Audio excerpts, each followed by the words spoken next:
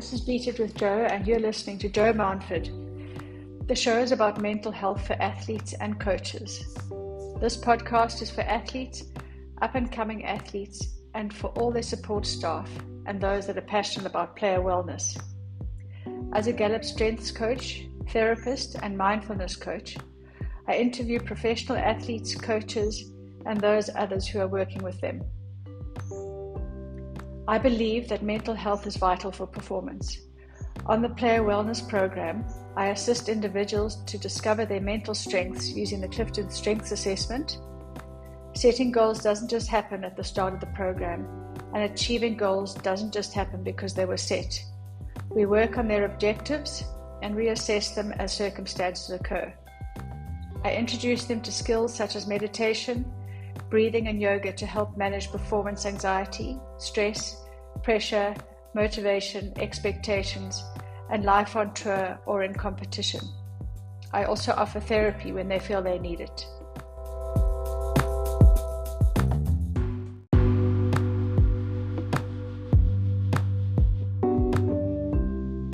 Subscribe now to stay connected. Today I'll be speaking to Martin Fairn from Gazing Red2Blue. The Gazing Red2Blue approach uses simple coaching models to unlock peak performance under pressure, allowing athletes and coaches to enhance their mindset to achieve their best. Martin has been with Gazing from the beginning, and as a co-founder has combined his knowledge gained from many different corporate roles, primarily at Xerox, to develop Gazing's unique approach of equipping individuals and teams to perform well under pressure. Martin's role centers around facilitating executive coaching and senior team development programs focused on helping leaders develop and sustain an organization to deliver consistently improving performance in high-pressure environments. This work includes conferences and seminar work, as well as traditional training programs. Alongside his professional roles, Martin has enjoyed a successful rugby union career, playing for Coventry, and he was also selected for England's student team. Martin is joining me from New York City, which is very exciting. So my first question to you, Martin, is how does Red2Blue help when working with individual athletes? Brilliant. Well, thanks, Joe. Well, thanks first of all for the invitation and the invitation to join your podcast, and welcome to anyone joining us. So it's great you're asking the question about Red2Blue. It's obviously a framework that we've been some years in developing now, and it focuses on mindset and what we're calling mental skills. So how does it help athletes? Introducing it specifically to athletes, because it's actually designed for humans in general, but specifically for athletes. When you sit down with an athlete and start talking to them about their performance, which is, I find, an easier entry to a discussion necessarily than mentality, and you sort of break their performance down into a number of segments. Of course, athletes quickly, and coaches the same, recognise physical, they recognise technical, they always recognise the tactical decision-making. And the fourth aspect of what contributes to their ability to do well is their mentality. But most of the time, my experience is they've either done nothing about it or it's been treated as something that they'll only look at if it's a problem. And what we have done with Red2Blue is created it in a simple, accessible way to make it a skill, come across as a skill, presented as a skill that they can actually learn about and practice to get better at. So it helps them by developing their mental skills alongside the other aspects of what they need to develop to get better. Yeah. Thank you. And I agree. I think mental strengths and mental health has been like a little bit forgotten about, or is only addressed if there's a problem. Whereas my understanding of Red2Blue is very much about looking at what the athlete can control and what they can do, and looking at their strengths and abilities rather than focusing on what they can't do. Yeah. Look, it's brilliant, and it's one of the, I mean, sometimes people will say to us, some coaches, some athletes, some people in business and in schools will say, this stuff's just common sense, because the art of Red2Blue is to sort of say, well, look, you need to focus on what helps, focus your attention on the task that matters, and not get distracted by stuff that you either can't control or something that's already happened or something that might happen in the future. It's obvious common sense to talk about. The problem is doing it when it matters is the challenge. And if you overlay the challenge that athletes are used to face, is doing it when they're under pressure, then the question is, how do they do it when it really matters? How do they make sure they keep their attention on what matters and don't get distracted? And that recognition of what they can't control is one of the first most helpful pieces of work we do with athletes. Yeah. And I think, and the reason and the way that I got introduced to you was through Adri Brownlee, who is a climber, and she is operating in high risk, high pressure, life-threatening scenarios when climbing the mountains. And when I asked her about Red2Blue and I asked her how it worked for her, she explained that you taught her how to focus on one thing. So when the avalanches are coming down, she described it as an aircraft, like an aircraft 747 coming rushing down the mountain. Instead of being paralyzed by the fear and the what could happen, you gave her the skills to focus on one thing, and she said she focused on her shoes. Yeah. It's, look, you and I have spoken already. Mountaineers and people who choose to do it are making an interesting personal choice in the first place, because they're putting themselves into an extraordinarily difficult, challenging and potentially dangerous situation. So already the notion of pressure that manifests most of us on a day-to-day basis, for them is extraordinarily high because of the nature of the potential. But still, the mentality and the need to make sure that you are thinking as clearly as possible in those difficult situations is fundamentally helpful. So working with Adri, and she talks about it, using it with her team, using Red2Blue as a way of just resetting, refocusing your attention on the situation that she's in, the next step, the next decision, and then being able to sort of zoom out a little bit and take a broader look at the decision she might need to make, rather than get distracted by the consequences of what might happen and the potential danger with that. Yeah, okay. When you talk about a team, let's try and think of an example of maybe a sports team that you may have worked with. Can you give an example of how they would benefit through using the Red2Blue thinking, training? And before I get into that, I just wanted to also mention, like you spoke about skills training and physical training and all that training, it's about practicing. It's about practicing over and over again. And what you were saying about resetting and knowing what the next step is, that's about practicing the mind steps in order for in the critical situations that it's clear, crystal clear. I completely agree. We're lucky enough now, Joe, to work with Adri as a mountaineer. We're working with footballers who are pursuing a professional career, with rugby players, with golfers, with rowers, with swimmers, with tennis players, with shooters in the Olympics. And all of them, particularly the young ones, but all of them generally, are challenged by the same thing, which is, whilst you understand the concept of focusing on what matters and not getting distracted by stuff you can't control, acknowledging that and being able to reset is difficult, which is why it's helpful to view it as a skill. And so I guess a good analogy would be to think of skiing. As people learn to ski, they first of all ski down a relatively easy slope, and it's quite comfortable to do, but you've still got to learn how to do it. But as you want to ski down higher, more challenging slopes, you've got to get better at skiing. And you've got to practice it, and you've got to learn, and you've got to be coached and all those things. That's the same with mental skill. You've got to put yourselves in different situations, you've got to challenge yourself in different scenarios, and you've got to come up with ways of practicing what you just said, which is that recognizing when you're diverted, accepting the fact that it's your emotions reacting to a typical situation, letting those go, and then in resetting your focus at what matters in this moment in time. Sounds terribly easy to say, but much more difficult when it matters. Yeah. And so that concept is the skill they learn. Yeah, and the higher the pressure, the higher the pressure, the higher the chances of unraveling. You know, if I just think of working with golfers, and I know how, you know, if they don't make that putt, it means if they don't make the putt, they don't make the cut. If they don't make the cut, they don't earn. So the higher the pressure, and if they have those basic mindset skills that they can just reset and focus in that moment, that's crystal and it's been repeated several times, there's a chance there's more success.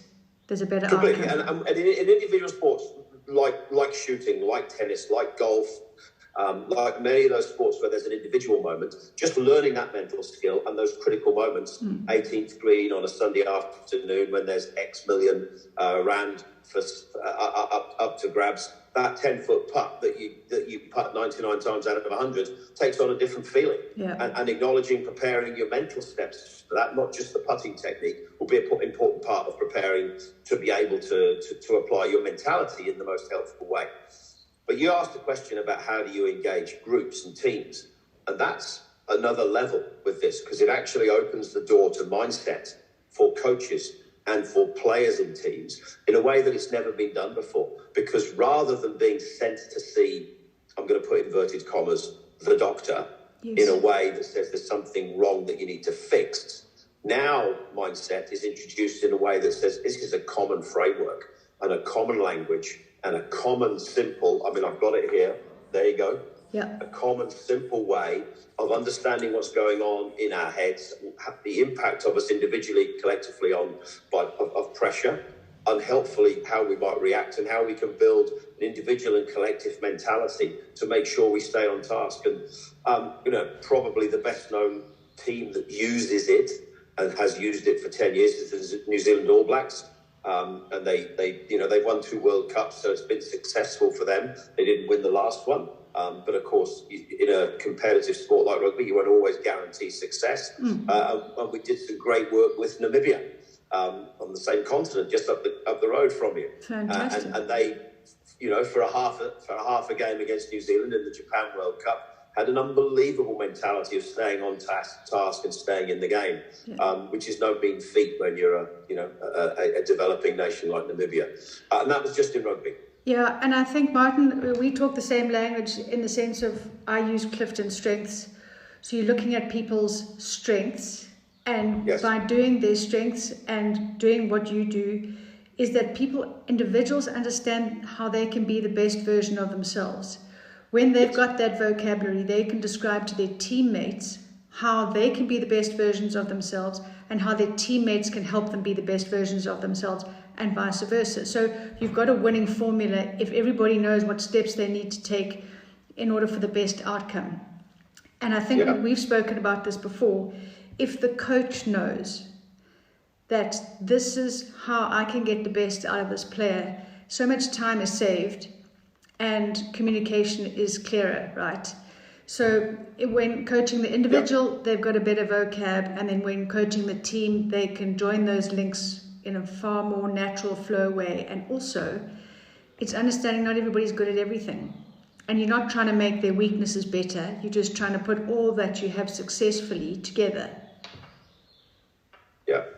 Joe, I agree. And actually, the conversations we have had about the work you do on mental strengths combined with Red, I think will work well, because the framework actually provides that route into, because starting to investigate and really understand your own mentality, where you're strong, where you may have some gaps, and where that can be covered by teammates. That's a real insight into mentality that doesn't feel like there's something wrong that you've got to fix. It feels like it's an area that you've got to develop, and it is accessible to coaches. That's why a lot of the work that we're doing with Gazing Red2Blue actually is to work directly with the coaches. So even though we know that we have a role to play in supporting the athletes, individuals or group, we also know it's critical for us that we are working to introduce Red2Blue to the coaches. And by the way, coaching from the blue side is far easier to do than coaching from the red side. Yeah. And how many coaches do we know who've found themselves under pressure and really struggling to react mentally in a helpful and useful way for themselves as coaches? Yeah, and I think it's really important to mention that coaches are human after all, with their own set of emotions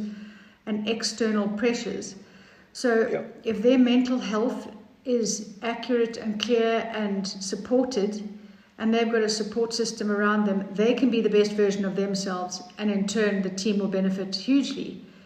My feeling is that coaches are not supported, and they're the kind of forgotten people in the mental training or whatever.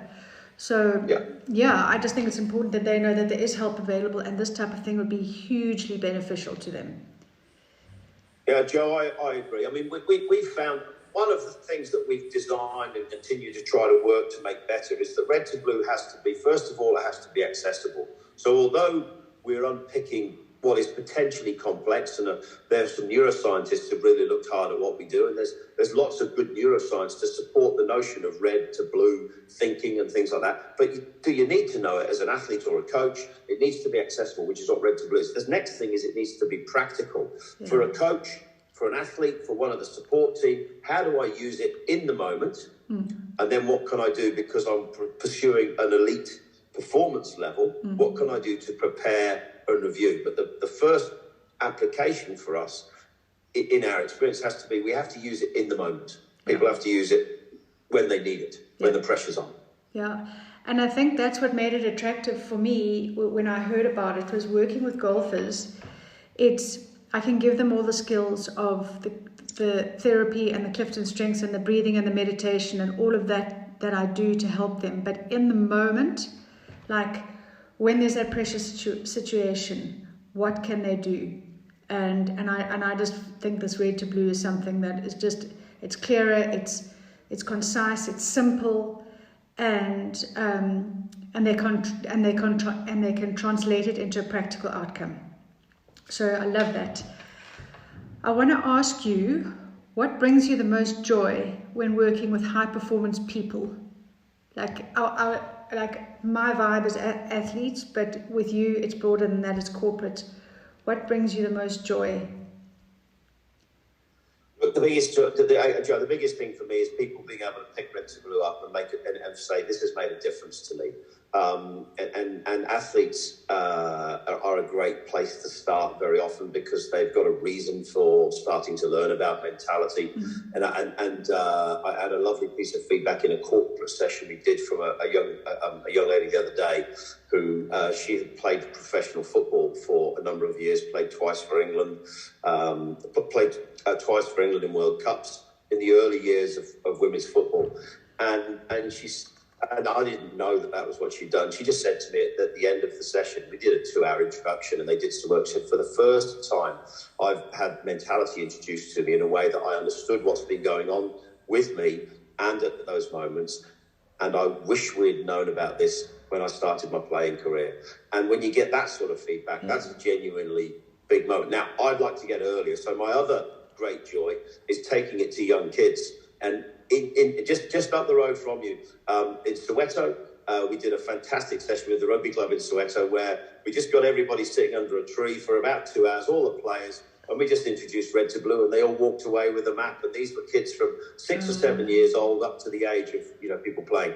And we've done the same in Kenya, connected to the work we did in the army. And I don't know those people, and I don't know how much of an impact. I just know they've now got coaches who use it and apply it. But just those moments where people take the map and they go, I can use this, I can understand what's happening, I can try and get a sense of what to do to make sure I spend my time more blue than red when I'm playing, whatever it is I'm playing. Those are terrific moments. But you said you don't know how much of an impact it's had. My thinking is if you can change one person's thinking, you can change a community, even if it's a small community. And that's a gift that you've given those people, which is unbelievable. Another one, I don't know if you have a peak performance or a peak coaching experience or something like a real highlight in your coaching career, if you had one that you want to share or... Well, listen, I mean, the All Blacks is a great one because they will speak about the role that mentality played in helping them win 2 World Cups. So that's pretty cool. But also moments when you individually support a driver, and Alice has spoken about this recently, so I'm okay. Alice Powell is a driver. She was competing in the women's series this year and had really struggled at the beginning. Miami had ended up with a crash and then a not great result. Hadn't gone well for the first 2, and to the point that, and she said this, she sort of pretty much felt like, I don't want to race anymore. And we just did some work, and she did some work. The important thing about Red to Blue is she did some work to just reset, get started again, understand the fact that the past is one of those things that sits in the can't control circles, got herself reset, did some work, understood and accepted how she felt, and then sat in the car in Budapest and won the Grand Prix. Yeah, that's fantastic. The Women's Grand Prix. And really did speak to her mentality as being a major factor. Look, she's a fast driver. She's one of the favourites anyway. But, being a fast driver and being a favourite doesn't mean you win anything like a race at that level. So that was a really great moment to feel like she'd done some work to help. Yeah, that is fantastic. I mean, I think as a coach and a therapist, you realise, that the individuals you're coaching, they are an expert of their own lives. So it's just about helping them discover their strengths, their expertise, etc. Joe? Yeah, Joe, that's a really good thought. Actually, I believe what we do, and I actually believe I know you do the same. We're empowering athletes to take control, regain control of their mentality. So actually, rather than using you, me, or anybody, or any concept as a crutch to lean on, actually providing them with the understanding and the tools to help become more mentally skillful, in our case using Red2Blue, linked in with the work you do around building your mental strengths and being more aware of those. That's them taking control of their own mentality and helping them build the capacity to be able to apply it in the best and most effective way when it matters. That's what you want. Yeah. And I mean, there's a young 14-year-old footballer who's just been selected 2 years up to play for her country, for England. And she's been doing Red2Blue for 3 years now. Great. And she's just really understood that this will have an impact on how well she's able to play at the top level of football. And when you give them that power, it's a great privilege to be able to do that. Yeah, and I think the young people, there's that energy, there's that passion, there's that want, and as soon as there's that want, they're like a sponge, and they want to take it all in, which brings up another question of what challenges do you think these people are facing today? I mean, I had a discussion with some golfers this morning. They're just about to go touring, and I'm talking about vulnerability. The vulnerability of women traveling overseas for the first time, and how they can be sitting ducks with sponsors, and how people can take advantage of them, and so as a coach, it's preparing these ladies for setting boundaries and knowing what their enough is, and all that type of thing. But just saying that's one thing. What other challenges do you think the youth are facing today? And we look at emotional, physical, financial, social, all of that type of thing. Yeah. I think it's a really important, what we touched on this a bit when we first spoke, it's a really important reflection of the work that in our case, the Red2Blue coaches will do and that people can do, is to acknowledge the fact as a human being that it isn't just about the court or the pitch or the course that will reflect the impact on your mentality. And in fact, as you reach the elite level, tennis, golf, that involves an awful lot of impact on your life and the way you live. And it's really important to build your mentality to cope with the relationships and the things that sit around your own life, and who you spend time with and how you do that. And of course, the other aspects of your life as well as focusing on the sport itself. Because if you don't, that's going to make it difficult. And the logistics involved with elite golf, tennis, any of those ones where you travel around the world, need to be prepared for that mentally, because otherwise it'll leak into your ability to do what you want to do on the course. Yeah, totally. And in my experience, it's also learning when to dial when it's appropriate to be in a certain mindset and when it's not. And so it might be absolutely appropriate to be highly competitive on the tennis court, on the golf course, wherever it can be, but it's not very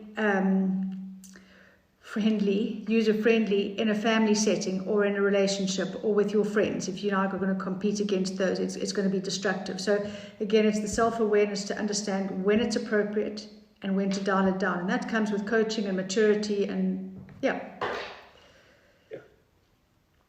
I really like that, because in a way, Joe, you're talking about choosing your mindset and you're talking about selecting where you put your attention, but also the level of emotional intensity and the motivational factors that come into it, and that natural instinct to compete. And we use a concept, greatest strength, greatest weakness, to help athletes understand that. Because as you go through the as you arrive at the elite performance levels, the pressure increases, the expectations increase, the environment that you're working in, the competitiveness of it, and actually being ready for that, preparing yourself, using the tools to get ready for it, and acknowledging that that's appropriate mentality for that moment. But then knowing in the other factors of your life, there's other elements of your life that you need to make sure, not impact. Turning it down. Helpfully. Totally. Because if we look at social media today, and these people are open to criticism, and as a high-performance personality type, it would be sometimes difficult to accept. I mean, it's difficult enough to get constructive criticism in order to improve, but a lot is not constructive criticism. So again, it's the skills to keeping it simple, and to zoom in or zoom out where appropriate, as you call it, zoom in and zoom out. I mean, I think all those, as things are evolving and different challenges are entering these people's worlds, it's just keeping it simple at the end of the day. It is for those athletes, isn't it? One of the things that we started some work in a schools program recently and had a similar conversation about the impact that unhelpful feedback and stuff that goes on. One of the major lessons that we try and teach in Red2Blue is the importance of acknowledging how you feel about something that you find uncomfortable. So rather than fighting it and resisting it, or being told don't feel like that or don't react like that, it's so important for us as human beings just to acknowledge that feeling early on. Because once you do that, it allows you to take control of when you let it go. And that's critical for athletes, of course, but it's just important for everybody to be able to do that. And we sort of eventually we learn how to do that. But if you can build a skill around it, then and we're talking at early age with some of the children now. Just give them a simple way of doing it. As you say, keep it simple. Yeah, I love it. It's acknowledging the feeling, maybe giving a word to the feeling, and then releasing it so that it doesn't clog your mental space when you're needing performance mentality and focus. And importantly, even if the feeling's been caused by something that you can't control, either an activity that you participated in that didn't go well, which is in the past, or something else that's gone on in the wider environment, the critical thing to acknowledge is you can't control what happened, but you can now control at what point you let go of how the feeling, how it's making you feel.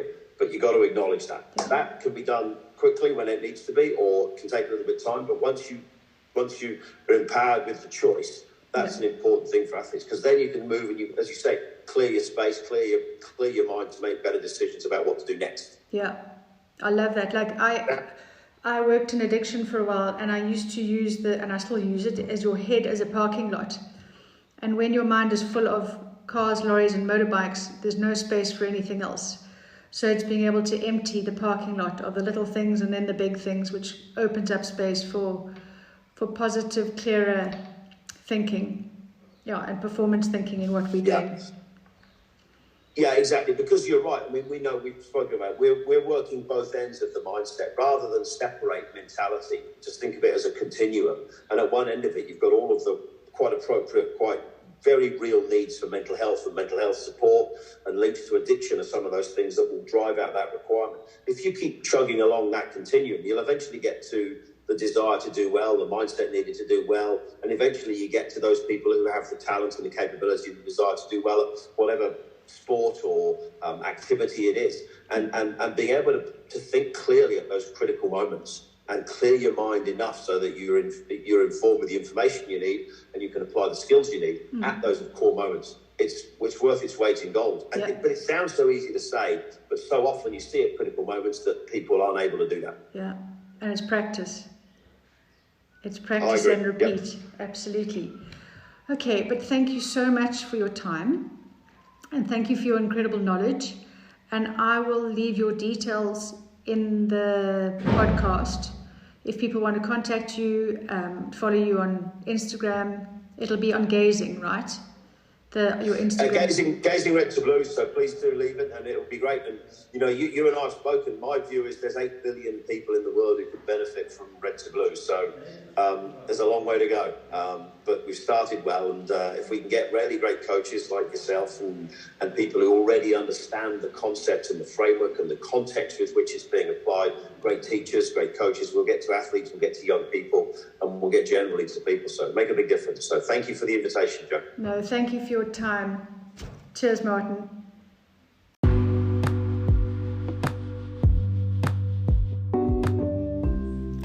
Please support this podcast by subscribing to the Beat It with Joe YouTube channel. You can also support by subscribing and sharing this podcast on social media.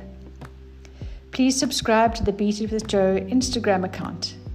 If you'd like to sponsor a podcast, please email Joe Lloyd at per4m.co.za or leave me a message on the Instagram.